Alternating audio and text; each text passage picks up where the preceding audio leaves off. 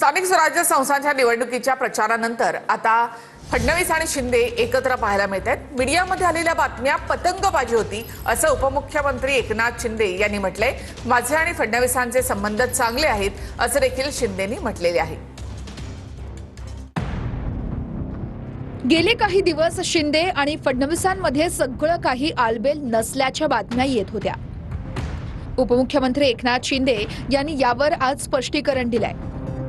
दोघा नेत्यांमध्ये हुतात्मा चौकातल्या कार्यक्रमात देहबोलीवरून दुरावा आल्याच्या बातम्या आल्या। याची सुरुवात शिंदेंच्या मंत्र्यांनी कॅबिनेटवर बहिष्कार टाकल्यापासून झाली होती। नंतर शिंदेंनी दिल्लीत जाऊन प्रदेश अध्यक्ष रवींद्र चव्हाण यांची तक्रार केली होती। आता दोघा नेत्यांच्या दुराव्यावर बोलताना शिंदे काय म्हणाले पाहूया।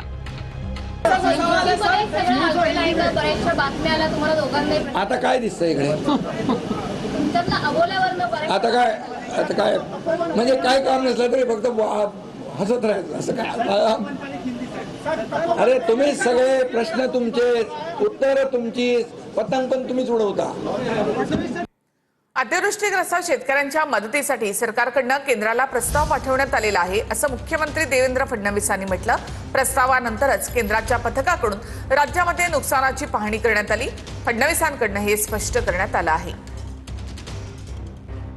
2 वेळा टीम आपल्याकडे येऊन गेली। त्या टीमने त्या संदर्भातला अहवाल दाखल केलेला आहे आणि आता आपला अहवाल अंतिम टप्प्यात आहे। मात्र इन्फ्रास्ट्रक्चरचं जे नुकसान झालं त्या संदर्भात केंद्र सरकारने सांगितलं होतं की आमची टीम नंतर येईल, आधी कृषीची टीम येऊन जाईल। त्यामुळे इन्फ्रास्ट्रक्चरच्या संदर्भात जे काही नुकसान झालं आहे त्याची जी मदत आपल्याला घ्यायची आहे त्या संदर्भात त्यांची टीम अद्याप आलेली नाही। ती पुढच्या आठवड्यात अपेक्षित आहे। ती टीम आल्यानंतरच त्याचा अहवाल जाईल।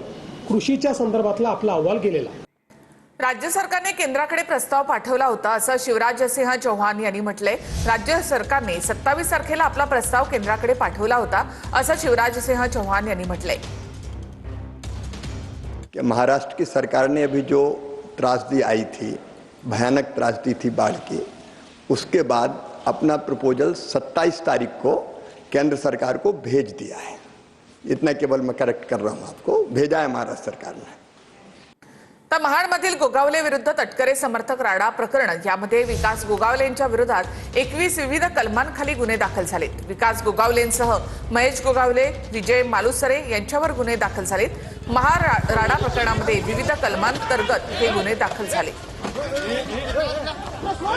राजकारण बोलल्यानंतर काही गोष्टी होतात की आम्हाला डॅमेज करण्यासाठी ह्या अशा गोष्टी घडवून आणि तटकऱ्यांचा ह्याच्यामध्ये हातखंडा आहे की दुसऱ्याच्या खांद्यावरती बंदूक ठेवून चाप दाबायचा हा गेल्या अनेक वर्षाचा इतिहास आहे। हे काही नवीन आहे का?